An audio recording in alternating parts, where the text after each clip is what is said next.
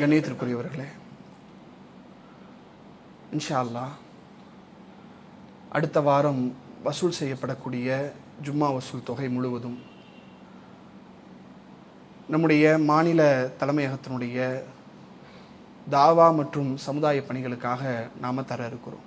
இந்த காரியங்களை பொறுத்தவரையிலும் இஸ்லாத்தின் மூலமாக ஒரு மனிதன் எப்படிப்பட்ட வாழ்க்கை முறையை வாழ வேண்டும் என்று கற்றுத்தந்த இறைவன், அதிலே நாம் கடைபிடிக்க வேண்டிய பல்வேறு விதமான நெறிமுறைகளை, ஒழுங்குமுறைகளை இறைவன் நமக்கு சொல்லித் தருகிறான். நபிகள் நாயகம் ஸல்லல்லாஹு அலைஹி வஸல்லம் அன்னவர்கள் பிற மனிதர்கள் மீது இரக்கம் காட்டுவதையும், பிற மனிதர்கள் மீது கருணை காட்டுவதையும், பிற மனிதர்களுக்காக பாடுபடுவதையுமே தன்னுடைய இயல்பான இயற்கையான குணத்தை கொண்டவராக நபிகள் நாயகம் ஸல்லல்லாஹு அலைஹி வஸல்லம் அன்னவர்கள் இருந்தார்.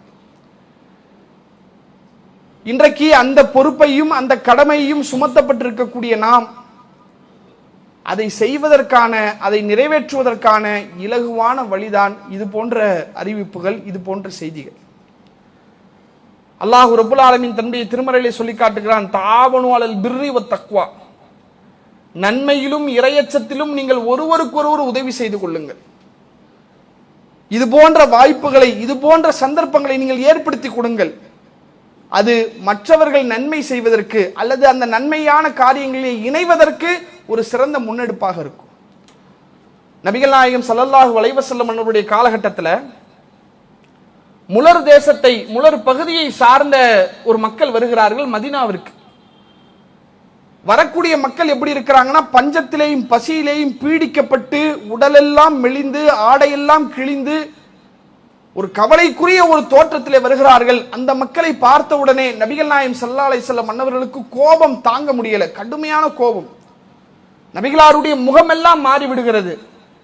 எதனால் கோபம்? யார் மீது கோபம்? இப்படி வறுமையிலே பசியிலே ஒரு கூட்டம் வருகிறார்கள். அந்த மக்களுக்கு உதவுவதை விட்டுவிட்டு இந்த மதீனாவிலே இருக்கக்கூடியவர்கள் தங்களுடைய வேலைகளை பார்த்து கொண்டிருக்கிறார்களே, தங்களுடைய சம்பாத்தியத்தை நோக்கி போய் கொண்டிருக்கிறார்கள் என்று இவர்கள் மீது கடும் கோபம் கொண்டு அல்லாஹ்வுடைய தூதர் அவர்கள் தொழுகைக்காக மக்களுக்கு அழைப்பிடுக்கிறார்கள். தொழுகை நிறைவேற்றப்பட்டு மிம்பர் மீது ஏறி நபிகள் நாயகம் ஸல்லல்லாஹு அலைஹி வஸல்லம் அவர்கள் உரை நிகழ்த்துகிறார்கள். யா அய்யுஹல்லதீன ஆமனு தக்குல்லாஹ், அல்லாஹ்வை அஞ்சக்கூடியவர்களே, வல் தன்னுர் நஃப்சும்மா கத்தமத் லிகதீன், ஒவ்வொரு ஆத்மாவும் நாளை மறுமைக்காக எதை முற்படுத்தி வைத்திருக்கிறது என்று பார்க்க வேண்டாமா?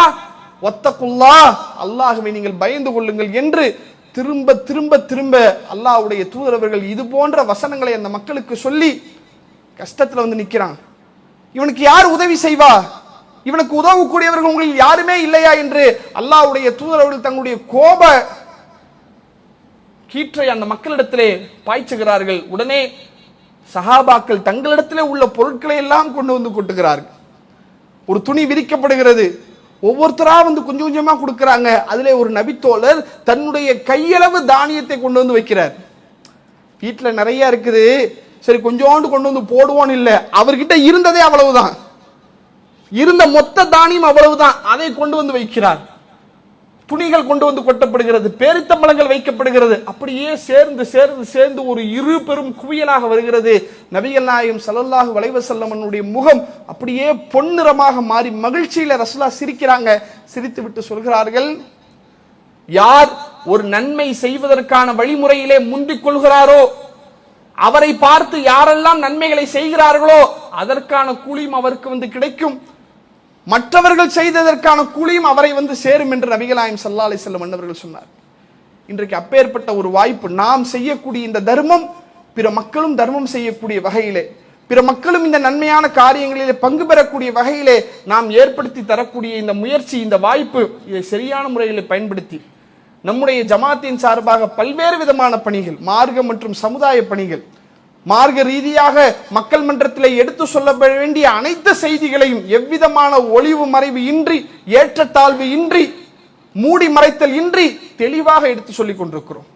நபிகள் நாயகம் ஸல்லல்லாஹு அலைஹி வஸல்லம் அன்னவர்கள் சொன்னார்கள், இன்னத்தீன நஸீஹா, இன்னத்தீன நஸீஹா, மார்க்கம் என்பது பிறநலம் நாடுவது, மார்க்கம் என்பது நலம் நாடுவது என்றார்கள். உடனே சஹாபாக்கள் கேட்டார்கள், லிமன், அல்லாஹ்வுடைய தூதரை யாருக்கு நலம் நாட வேண்டும்? அல்லாஹ்வுடைய தூதர் அவர்கள் சொன்னார்கள், வலில்லாஹி, அல்லாஹ்விற்கு நலம் நாடுங்கள். ரசூலிகி அவன் தூதருக்கு நலன் நாடுங்கள், கிதாபிகி அவன் வேதத்திற்கு நலன் நாடுங்கள், ஐம்மத்தில் முஸ்லிமீன் ஒட்டுமொத்த முஸ்லிம்களுக்கும் நலன் நாடுங்கள், ஆம்மத்தியும் அவர்களின் தலைவர்களுக்கு நலன் நாடுங்கள். இன்றைக்கு இந்த பணிகளைத்தான் நாம் செய்கிறோம். இறைவனுடைய காரியத்திலே நலன் நாடக்கூடிய வகையில், இறைவனுக்கு இணை வைக்கக்கூடிய அனைத்து காரியங்களை விட்டும் மக்களை காக்கக்கூடிய வகையிலே பிரச்சாரங்களை செய்து கொண்டிருக்கிறோம். இறைவனுடைய வேத வசனங்களை, திருமறை குரானை வாசித்தாலே பெரும் குற்றம், குரானை ஓதத்தான் வேண்டும், படிக்க கூடாது என்ற சிந்தனை இருந்தது. அதை மாற்றி இன்றைய திருமறை குரானுடைய செய்திகள் பட்டு தொட்டி எங்கிலும் நம்முடைய பிரச்சாரத்தின் வாயிலாக எடுத்து சொல்லப்பட்டிருக்கிறது.